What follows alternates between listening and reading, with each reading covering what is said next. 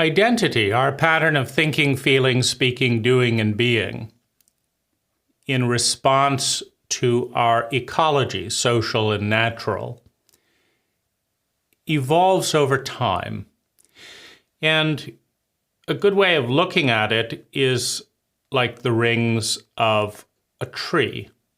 But a tree's rings tend to be pretty much symmetrical, but you'll see them get thinner if you look at the cross-section of a tree. When it's been cut, you'll see that, for example, the rings, there are growth spurts in times of fertility and high water.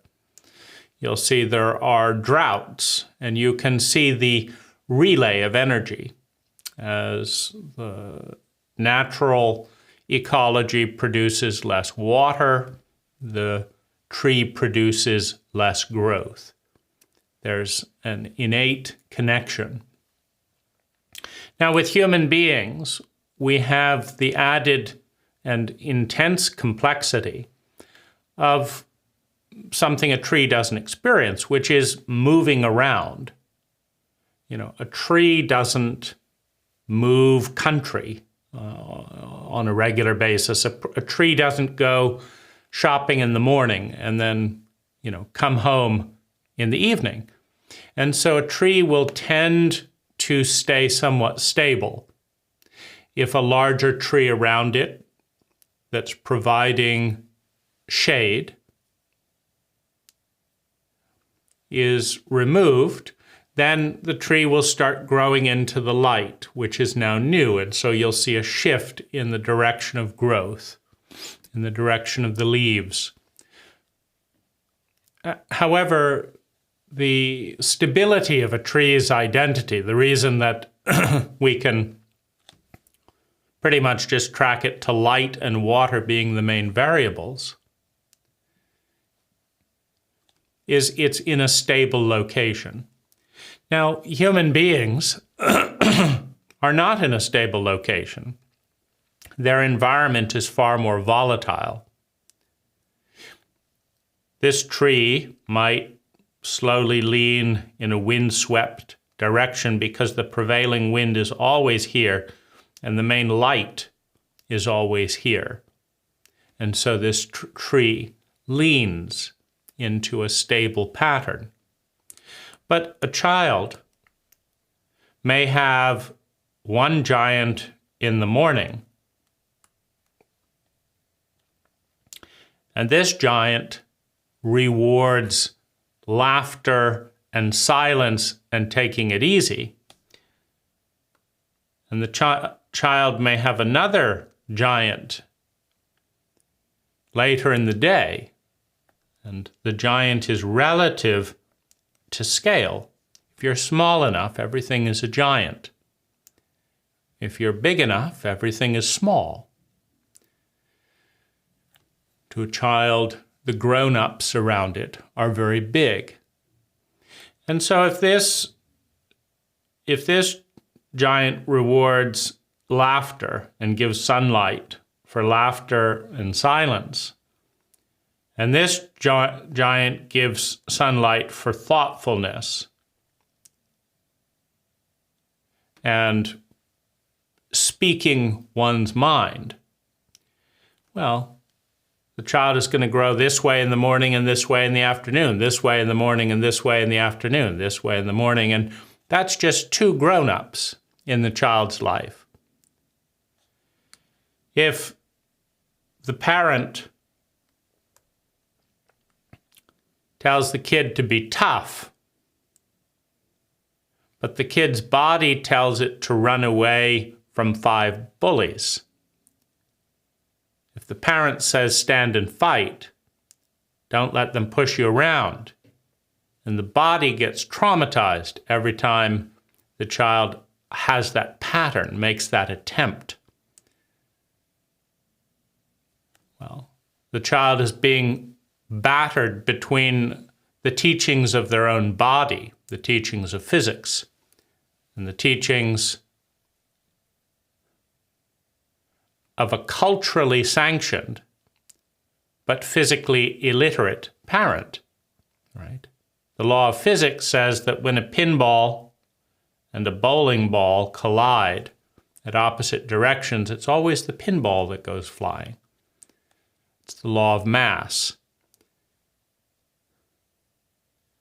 The cult law does not have to be in alignment with the laws of physics, and often isn't, which is why cultures get us into so much trouble. The cult law can be pinball, fight the bowling ball. If you don't fight the bowling ball, you're worthless. The law of mass says, if you don't want to be shattered, get out of the way. There's a bigger energy in play. So we have, in this complex array of influence, of teaching, we have the phenomena, well, we have a number of phenomena, but one of them we can see is schizophrenia. I need this identity, which points off in this way for dealing with this person. I need to have this identity to be in alignment with my body, but I need to hide it from a person who is illiterate about the laws of physics, right? They're not dealing with reality, right? I'm dealing with a giant who can influence me, but they're not sane. What they're saying doesn't work, and they're not acknowledging that. And so they're shaming me. They're asking me to do something that can't be done. They're insane, right? But the trouble with insane giants is they often don't know that they're insane. And the law of mass says that if the insane person is too insane to know that they're insane, then the little one is not going to be able to do much about it. Because if you're too insane to know that you're insane, you think you're sane. And so you're going to foist your insanity off to someone who can't talk back. Don't sass your parents, right? Not much you can do about that when you're 5 years old. You can sass your parents and get hit or whatever, but if someone is too crazy to acknowledge that they're crazy, then in their world, you are crazy. And you either take that on and pretend to be crazy so that they feel safe in their delusion of sanity, or you're in that pinball and bowling ball dynamic.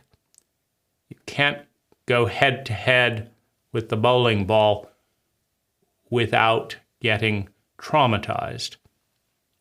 Now, you can also see the emergence of schizophrenia, because when I have to be this pattern over here in the morning with so-and-so, and I have to be this pattern over here in the afternoon with so-and-so, and when these patterns don't talk to each other, and then when all of these patterns are failing to line up with certain laws in the natural environment.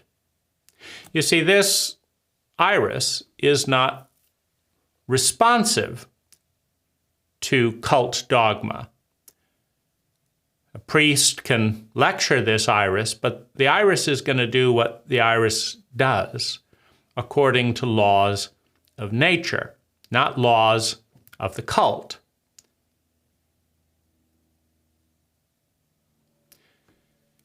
Now, you have an underlying pattern of energy that is ecological. If that pattern isn't stable and real, nothing exists. You see, there's a lot that could have gone wrong since the Big Bang. The entirety of existence was this big at one point and was less than a millisecond long. The entirety of existence now is tens of billions of years and many light years apart. Reality has gotten really, really, really big. Now, it couldn't have done that if it was not ecological, if it did not have sustainable relationships with itself. Right? If life was a bad business person, in the first 10 minutes of existence, it would have gone bankrupt and there'd be no more life. It would spend more than it generated and cease to exist, just like a bank account.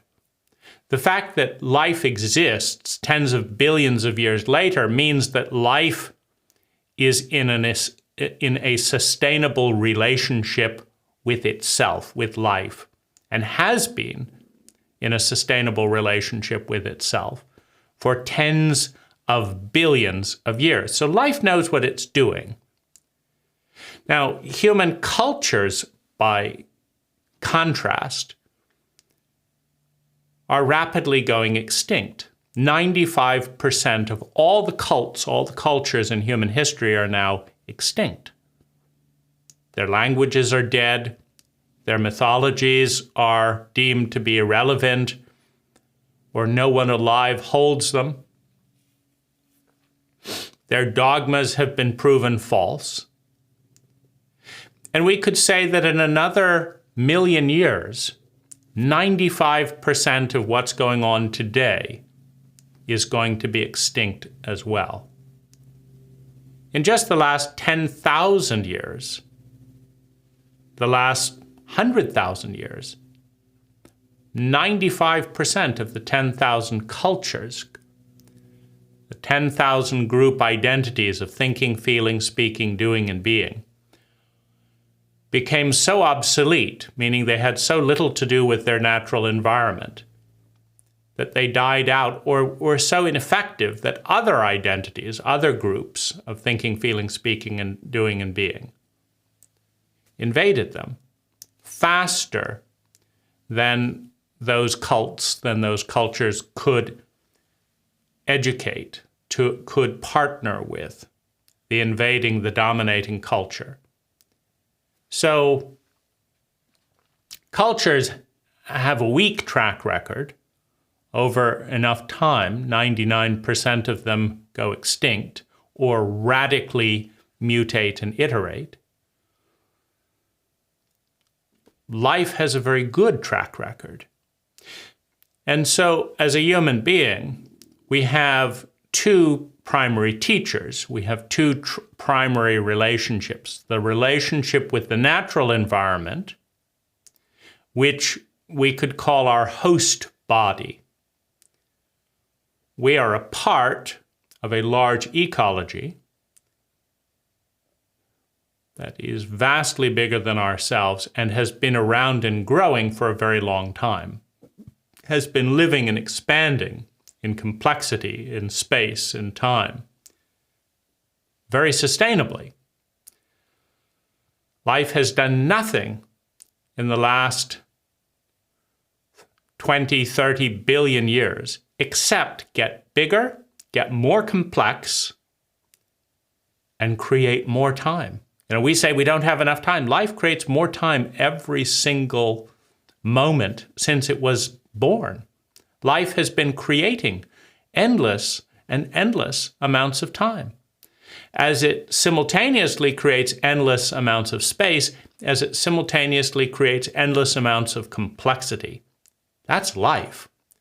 Life is in a sustainable ecology, a sustainable relationship with itself. And now we are a very tiny part of life. If we don't exist, life still exists. If we exist on the foundation of life. Take away the planet, we don't exist. Take away atoms, we don't exist. Take away water, we don't exist. Take away dirt, we don't exist. Everything we eat is grown in dirt. You take away the dirt, we don't exist.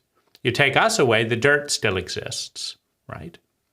So we are dependent on a vastly big, sustainable ecology that we are a part of. And we can violate our host body meaning destroy all the dirt, destroy all the trees, the dirt that gives us food, the trees that give us oxygen. We can do that. We just can't do it sustainably. It's called cancer. Because cancer can destroy its host body very efficiently. Right? It eats this, and then it eats that, and then it eats this, and then it eats that. And it's so exciting, right, to be cancer. Just we took over the liver today. We're making progress. The cancer's growing. It's filled with excited productivity, right? There's just one problem with a cancerous relationship with its host body, and that is it doesn't last very long. Because on the day of the final triumph, when cancer finally takes over the whole body, that's when the body dies. And right after the body dies, the cancer dies, right? Right after the body dies, the cancer dies. So, we can cut down trees at the rate of 10 billion trees this year, and then 13 billion trees the next year, and then, we're making progress, right? And we can drill into this oil well, and then we can have exponential improvements of efficiency.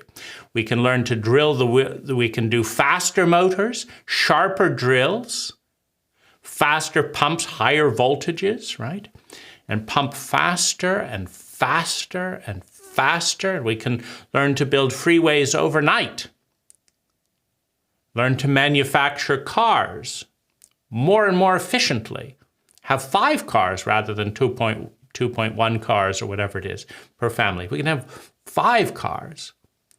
It's just at the end of that trajectory, when there's no more trees to cut down, when the dirt has all been washed into the bay, when the fish have all floated to the surface in algae pollution, deoxygenation, when the ozone layer is stripped, we're making progress, right? We're improving GDP and getting faster every day. It's just at the end of that curve, the elements of our host body upon which we depend to exist as a species are no more. We consumed our host faster than it had the ability to regenerate. That's the definition of a cancerous relationship. You consume your host faster than it can regenerate while getting bigger and bigger, right? We're going to reproduce, and we're going to reproduce a pattern that creates more and more consumption faster than it can regenerate. See, that's a cultural pattern. That's not an ecological pattern. And so when the pattern of thinking, feeling, speaking, doing, and being that is sanctioned by the cult, when in order to climb the ranking system within the cult, from a low-level rank to the highest rank, right? What's the highest rank? Usually in current cults, the highest rank is the person with the most money, because the dominant cult paradigm is capitalism as opposed to communism. Capitalism won that tension. So the dominant cult paradigm is capitalism, and so the person with the most capital has the highest rank. Now, generally speaking, the person with the most capital in an economy of consumption is the person facilitating the most natural resources going into being consumed, right? This is not black and white. We have deviations from that. For example, LinkedIn is, uses very little energy. That's a networking site. LinkedIn uses very little energy and creates massive amounts of money by saving people energy, right?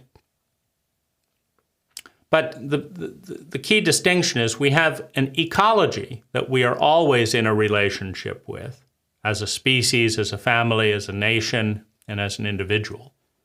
And then we have a cult, a culture, a pattern of thinking, feeling, speaking, doing, and being that is sometimes sustainable, sometimes unsustainable, that is sometimes integrated, that is sometimes disintegrated or insane. And when we are exposed, when we are dependent, you see, as an infant, we are dependent primarily on the cult, on the giants that are around us, because we can't directly, as a 2-year-old, engage with the natural ecology. So the primary dependency in infancy is on people and their habit of thinking, feeling, speaking, doing, and being. And people, particularly traumatized people,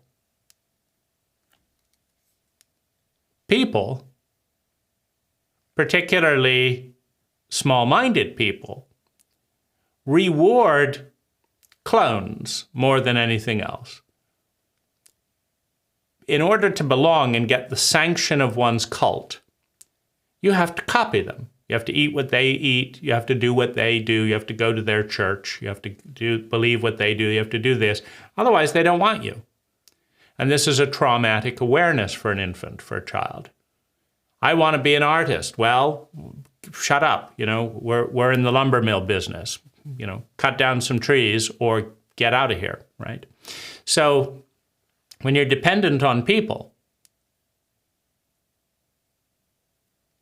to survive, you learn the identity, the pattern of thinking, feeling, speaking, doing, and being needed to survive with those people. But when the people are not talking to one another, when the scientists and the priests refuse to talk to one another, well, then you learn one thing from your priest, that's one giant, and then you learn the other thing from your scientist, that's another giant. And when the ecologists and the business owners refuse to talk to each other, well, then you're learning one thing from nature and you're learning another thing from your boss. When your parents refused to reconcile their insanity, their dogmas, when they refused to engage, well then,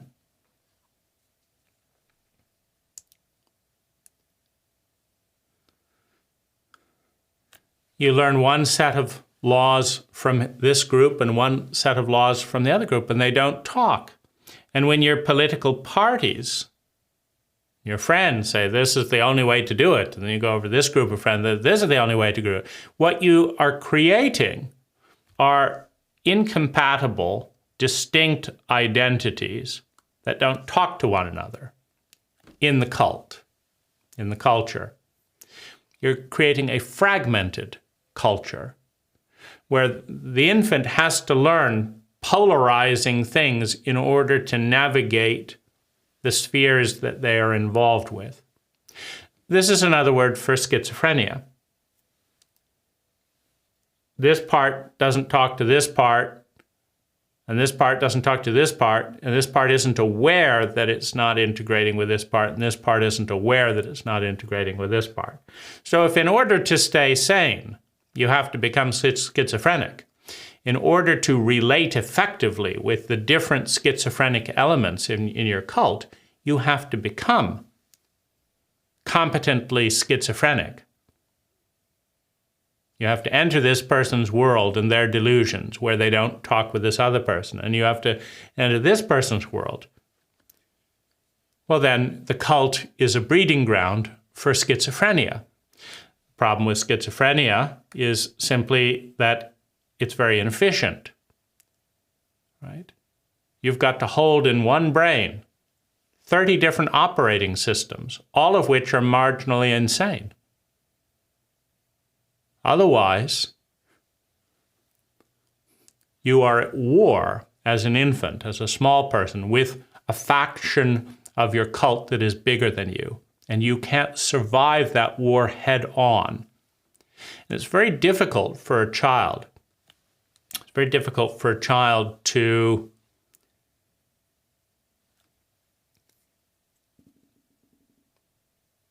grasp the fact that the institutions, that the parents, that the government is insane. Number one. Number two, that they cannot, as an infant, as a child, as an adolescent, confront the insanity. That to refuse to go insane is to risk death in a cult that is group identity oriented, that takes care of its own. It doesn't take care of sanity as much as it takes care of its own. You're one of us. No one's going to mess with you because you're like us. And the insanity cannot be talked about and cannot be acknowledged by any of its constituents. This is a very difficult environment because it doesn't make sense. It doesn't all add up. And when it doesn't add up, and that can't be talked about, and then it can't be talked about that it can't be talked about, it leaves things in a very awkward place. And particularly when the cult dynamic is in an unsustainable relationship with the ecological patterns,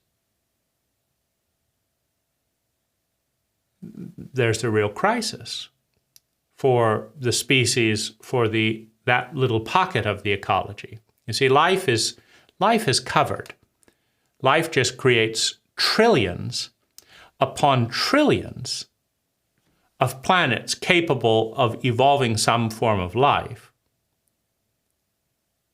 And life has trillions and trillions of years ahead of it, right? Life's just getting started. And so give life 1 trillion years rather than 20 or 30 billion years. And give life 10 trillion planets capable of affirming life. And give life 50-50 odds of emerging on some of them. And in 1 trillion years, there will be a lot of intelligent life. The only question is, will something we identify with, something that we would say, that's me, will that be a part of it? That's the question.